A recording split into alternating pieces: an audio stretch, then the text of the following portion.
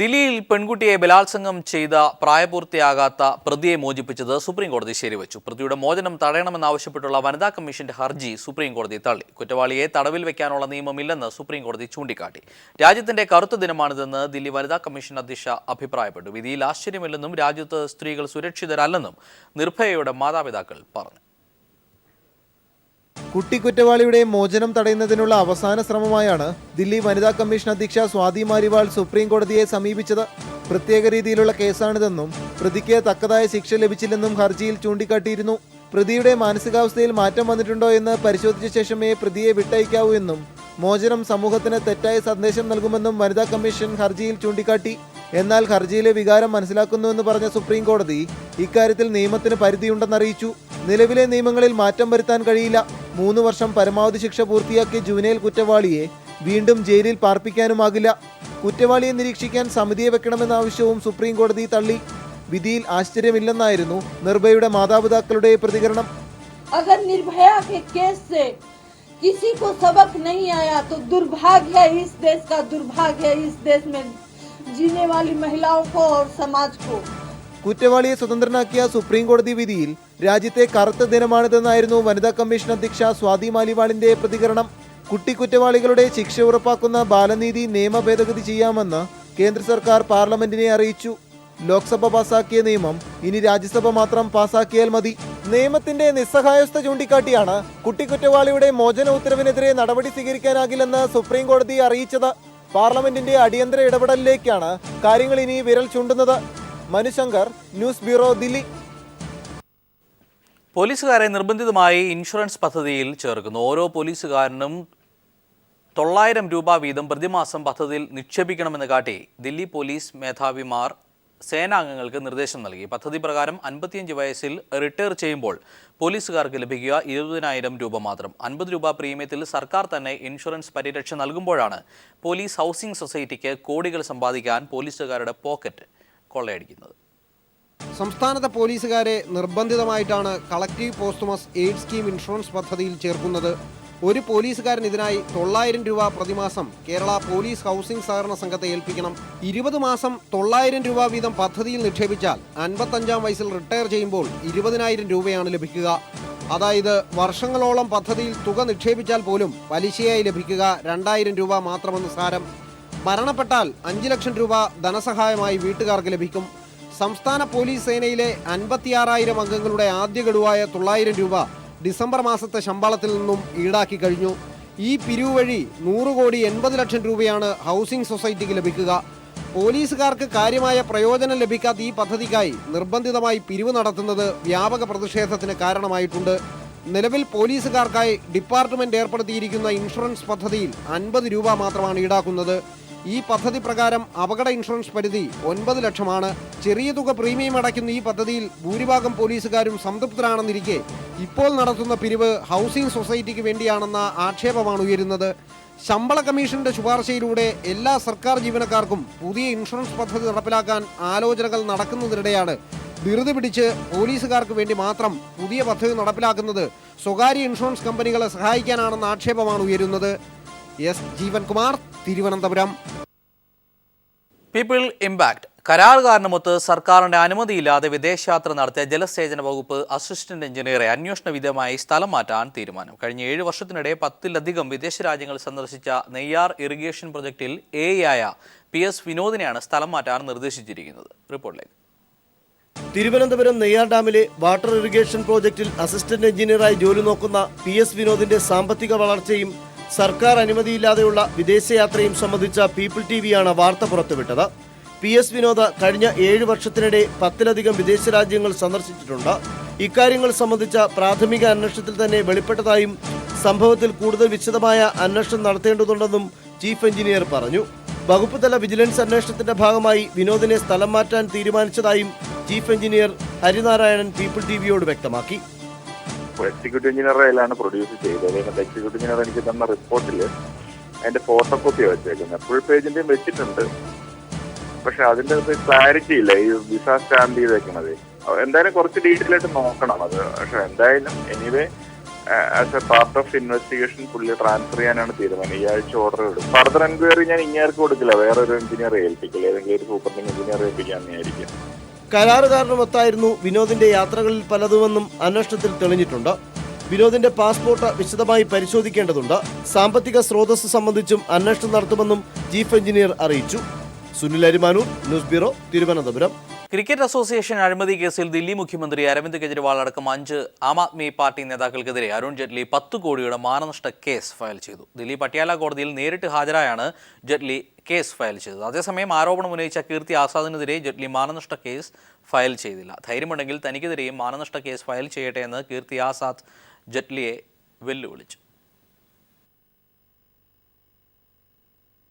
കേന്ദ്ര ധനമന്ത്രി Arun Jaitley Delhi and district cricket association അധ്യക്ഷനായിരിക്കെ 98 കോടി രൂപയുടെ അഴിമതി നടത്തിയെന്നാണ് മുൻ ക്രിക്കറ്റ് താരവും BJP എംപിയുമായ കീർത്തി ആസാദ് വെളിപ്പെടുത്തിയത്. പ്രതിക്കൂട്ടിലായ അരുൺ ജെയ്റ്റ്ലി ദില്ലി പാട്യാല കോടതിയിൽ നേരിട്ടെത്തി മാനനഷ്ട കേസ് ഫയൽ ചെയ്തു. ആരോപണം ഏറ്റുപിടിച്ച ദില്ലി മുഖ്യമന്ത്രി അരവിന്ദ് കെജ്രിവാൾ, AAP നേതാക്കളായ കുമാർ വിശ്വാസ്, അശുതോഷ്, സഞ്ജയ് സിംഗ്, രാഘവ് ചാന്ദ, ദീപക് ബാജ്പേയി എന്നിവർക്കെതിരെയാണ് കേസ് ഫയൽ ചെയ്തത്. വ്യാജ ആരോപണം ഉന്നയിച്ച് തന്നെയും കുടുംബാംഗങ്ങളെയും അപമാനിച്ചുവെന്ന് മാനനഷ്ട കേസിൽ ജെയ്റ്റ്ലി പറയുന്നു. 1 രൂപ പോലും DDCയിൽ നിന്നും എടുത്തിട്ടില്ല. ആരോപണത്തിൽ പറയുന്ന ഒരു സ്വകാര്യ കമ്പനിയിലും ഷെയറുകളില്ല. ആരോപണം പിൻവലിച്ച് കേജ്രിവാൾ മാപ്പ് പറയണമെന്നും ജെയ്റ്റ്ലി കോടതിയിൽ ആവശ്യപ്പെട്ടു. ക്രിമിനൽ ചട്ടപ്രകാരം 10 കോടി രൂപയുടെ മാനനഷ്ട കേസാണ് ഫയൽ ചെയ്തിരിക്കുന്നത്. ജനുവരി 5-ന് കേസിൽ വിശദമായ വാദം കോടതി കേൾക്കും. അന്ന് ജെയ്റ്റ്ലിയുടെ മൊഴി രേഖപ്പെടുത്തും. ജെയ്റ്റ്ലിക്കൊപ്പം പാർലമെന്ററി കാര്യമന്ത്രി വെങ്കയ്യ നായിഡു, കേന്ദ്ര മാനവവിഭവശേഷി മന്ത്രി സ്മൃതി ഇറാനി, MP VK മൽഹോത്ര എന്നിവരും പട്യാല കോടതിയിലെത്തിയിരുന്നു. അതേസമയം ആരോപണമുന്നയിച്ച BJP MP കീർത്തി ആസാദിനെതിരെ ജെയ്റ്റ്ലി മാനനഷ്ട കേസ് ഫയൽ ചെയ്തില്ല. മാനനഷ്ട കേസ് തനിക്കെതിരെയും ഫയൽ ചെയ്യാൻ കീർത്തി ആസാദ് അരുൺ ജെയ്റ്റ്ലിയെ വെല്ലുവിളിച്ചു. കഴിവുണ്ടെങ്കിൽ കേസ് ഫയൽ ചെയ്യുക. താൻ ഉന്നയിച്ച ആരോപണം ഏറ്റുപിടിച്ചവർക്കെതിരെ മാനനഷ്ട കേസ് ഫയൽ ചെയ്ത ജെയ്റ്റ്ലി തനിക്കെതിരെ കേസുമായി വരാത്തത് ഞെട്ടിച്ചുവെന്ന് കീർത്തി ആസാദ് പറഞ്ഞു. News bureau, Delhi. പത്തനംതിട്ട അടൂരിൽ പെൺകുട്ടികളെ കെട്ടിയിട്ട് പീഡിപ്പിച്ച കേസിൽ ഒളിവിലായിരുന്ന 3 പേർ കൂടി പിടിയിലായി. ഇതോടെ കേസിൽ പിടിയിലായവരുടെ എണ്ണം 13ആയി. പത്തനംതിട്ടയിൽ നിന്ന് ലെസ്ലി ജോണിന്റെ റിപ്പോർട്ട്. അടൂരിൽ 2 സ്കൂൾ വിദ്യാർത്ഥികളെ കെട്ടിയിട്ട് ബലാത്സംഗം ചെയ്ത കേസിൽ ഒളിവിൽ കഴിഞ്ഞിരുന്ന 3 പ്രതികളെയാണ് പോലീസ് അറസ്റ്റ് ചെയ്തത്. കേസിലെ 5-ാം പ്രതി സന്തോഷ്, 6-ാം പ്രതി കണ്ണൻ എന്ന ലിജു, 9-ാം പ്രതി അനന്തകൃഷ്ണൻ എന്നിവരെയാണ് കരുനാഗപ്പള്ളിയിൽ നിന്നും അടൂർ CAയും സംഘവും പിടികൂടിയത്. പ്രതികൾ വിദേശത്തേക്ക് കടക്കാൻ ശ്രമിക്കുന്നതിനിടെയാണ് പോലീസിന്റെ പിടിയിലായത്. പ്രധാന പ്രതികളിൽ ഒരാളായ സന്തോഷ് പെൺകുട്ടിയെ ചൂരനാട് ചക്കുവള്ളിയിലെ ലോഡ്ജിൽ കാറിൽ കൊണ്ടുപോകുകയും വിസമ്മതിച്ചതിനാൽ തിരിച്ചു കൊണ്ടുവിടുകയുമായിരുന്നു. അനന്തകൃഷ്ണൻ സന്തോഷിനെയും ലിജുവിനെയും സഹായിക്കുക മാത്രമേ ചെയ്തുള്ളൂവെന്നും പോലീസ് പറയുന്നുണ്ട്. കേസുമായി ബന്ധപ്പെട്ട എല്ലാ പ്രതികളെയും അറസ്റ്റ് ചെയ്തതായി കേസന്വേഷണ ചുമതലയുള്ള തിരുവല്ല DYSP വ്യക്തമാക്കി. അതേസമയം പീഡനത്തിനിരയായ ദളിത് പെൺകുട്ടിയുടെ ജാതി സർട്ടിഫിക്കറ്റ് നൽകുന്നതുമായി ബന്ധപ്പെട്ട് വില്ലേജിലെ ചില ഉദ്യോഗസ്ഥർ കൈക്കൂലി മേടിച്ചതായുള്ള ആരോപണവും ഉയർന്നിട്ടുണ്ട്. News bureau, Pathanamthitta. അയോധ്യയിൽ വീണ്ടും രാമക്ഷേത്ര നിർമ്മാണത്തിനൊരുങ്ങി വിശ്വ ഹിന്ദു പരിഷത്ത്. VHPയുടെ ഉടമസ്ഥയിലുള്ള സ്ഥലത്ത് ക്ഷേത്ര നിർമ്മാണത്തിനായി കല്ലുകൾ ഇറക്കി. പ്രദേശത്ത് VHP ശിലാപൂജയും നടത്തി. സംസ്ഥാന സർക്കാരിന്റെ അനുവാദമില്ലാതെയാണ് VHPയുടെ നീക്കങ്ങൾ. രാമക്ഷേത്ര നിർമ്മാണത്തിനുള്ള സൂചന നരേന്ദ്രമോദി സർക്കാരിൽ നിന്ന് ലഭിച്ചെന്ന് അവകാശപ്പെട്ടാണ് അയോധ്യയിലെ രാമസേവകപുരത്ത് VHP 2 ലോഡ് കല്ലുകൾ ഇറക്കിയത്. രാമജന്മഭൂമി ന്യാസ് അധ്യക്ഷൻ മഹന്ത് നൃത്യഗോപാൽദാസിന്റെ കാർമ്മികത്വത്തിൽ ശിലാപൂജയും നടത്തി. ക്ഷേത്ര നിർമ്മാണത്തിനുള്ള കല്ലുകൾ രാജ്യത്തിന്റെ വിവിധ ഭാഗങ്ങളിൽ നിന്ന് സംഭരിക്കുമെന്ന് 6 മാസം മുമ്പ് VHP പ്രഖ്യാപിച്ചിരുന്നു. വരും ദിവസങ്ങളിൽ കൂടുതൽ കല്ലുകൾ എത്തിക്കുമെന്നും VHP വക്താവ് ശരത് ശർമ്മ പ്രഖ്യാപിച്ചു. രാമക്ഷേത്ര നിർമ്മാണ പ്രശ്നം കോടതിയുടെ പരിഗണനയിലാണ്. കല്ലുകൾ കൊണ്ടുവരാൻ സംസ്ഥാന സർക്കാർ അനുവദിച്ചിരുന്നില്ലെന്ന് ഉത്തർപ്രദേശ് ആഭ്യന്തര പ്രിൻസിപ്പൽ സെക്രട്ടറി ദേവാശിഷ് പാണ്ഡെ പറഞ്ഞു. VHP അധികാരത്തിലുള്ള സ്വകാര്യ സ്ഥലത്താണ് കല്ലിറക്കിയതെന്നും മതസൗഹാർദ്ദം തകർക്കുന്ന വിധത്തിലുള്ള പ്രവർത്തനമുണ്ടായാൽ പോലീസ് ഇടപെടുമെന്നും ഫൈസാബാദ് SP വ്യക്തമാക്കി. 2.25 ലക്ഷം ക്യൂബിക്കടി കല്ലാണ് ക്ഷേത്ര നിർമ്മാണത്തിനാവശ്യം. ഇതിൽ 1.25 ലക്ഷം ക്യൂബിക്കടി ഇപ്പോൾ തന്നെ സംഭരിച്ചിട്ടുണ്ട്. അയോധ്യയിലെ തർക്കഭൂമി രാമക്ഷേത്ര നിർമ്മാണത്തിനും പള്ളി നിർമ്മാണത്തിനും അനുവദിക്കണമെന്ന് 2010 അലഹാബാദ് ഹൈക്കോടതി വിധിച്ചിരുന്നു. എന്നാൽ അപ്പീൽ പരിഗണിച്ച സുപ്രീം കോടതി ഹൈക്കോടതി വിധി സ്റ്റേ ചെയ്തു. ഇതിനിടയിലാണ് വർഷങ്ങളുടെ ഇടവേളയ്ക്ക് ശേഷം രാമക്ഷേത്ര നിർമ്മാണത്തിന് VHP നടപടി തുടങ്ങിയത്. News bureau, Delhi. സാമൂഹിക പ്രവർത്തക ദയാഭായിയെ ആലുവ KSRTC ബസ്സിൽ നിന്ന് പുറത്താക്കിയ സംഭവത്തിൽ 2 പേർക്ക് സസ്പെൻഷൻ. വടക്കഞ്ചേരി ഡിപ്പോയിലെ ജീവനക്കാർക്കാണ് സസ്പെൻഷൻ നൽകിയത്.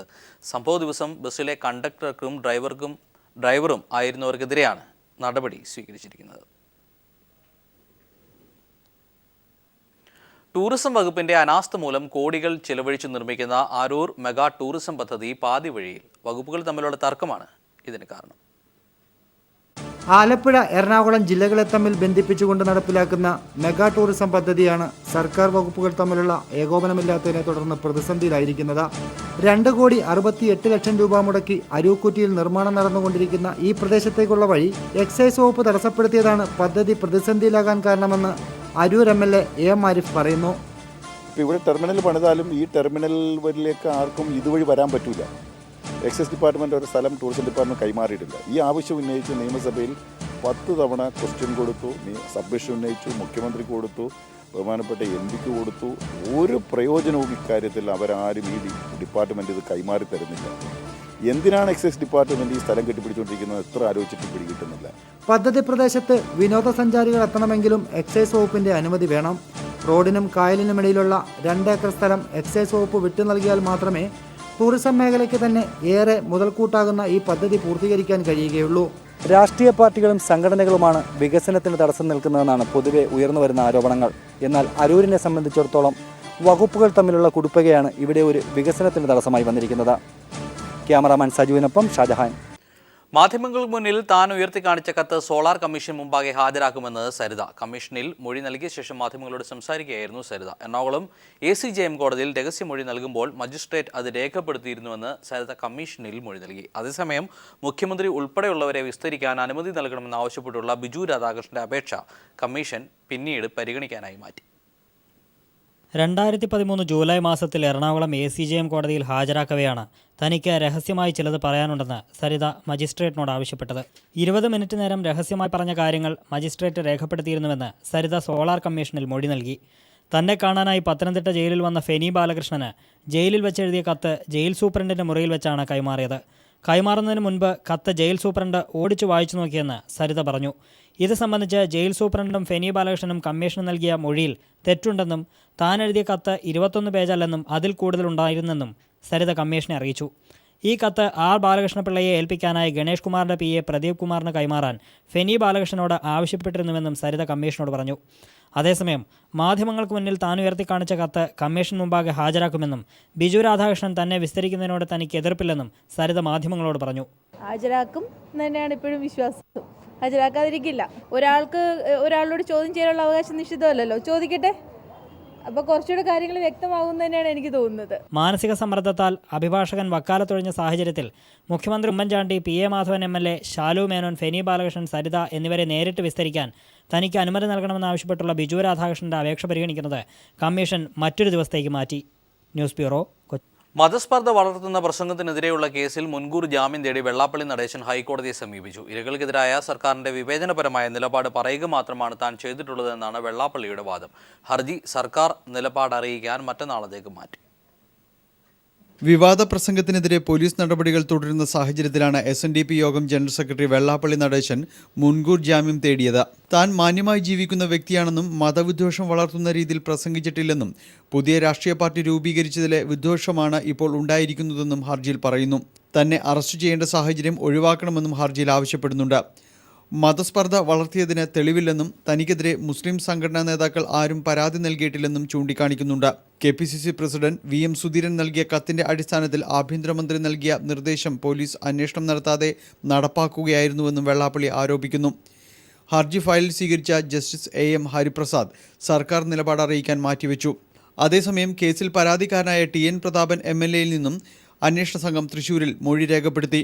വെള്ളാപ്പള്ളിയുടെ നാക്ക് പിഴച്ചതല്ലെന്നും ബോധപൂർവം പ്രസംഗിച്ചതാണെന്നുമുള്ള തെളിവ് താൻ കൈമാറിയതായി പ്രതാപൻ പറഞ്ഞു. ബോധപൂർവം ഒരു നാവിൽ നിന്ന് വന്ന ഒരു പെശകല്ല. പ്രസംഗത്തിന് ശേഷം നടത്തിയ മാധ്യമ സമ്മേളനത്തിലും ഇത് ആവർത്തിക്കുകയുണ്ടായി. അപ്പോൾ സ്വാഭാവികമായും അത്തരത്തിൽ ബോധപൂർവം നടന്നത് ഇനി ഉണ്ടാകാൻ പാടില്ല, നടത്തുന്നവർക്കെതിരെ നടപടി സ്വീകരിക്കണം. ഇതിനു വേണ്ടിയിട്ടാണ് ഞാൻ ആഭ്യന്തരമന്ത്രിക്ക് പരാതി കൊടുത്തത്.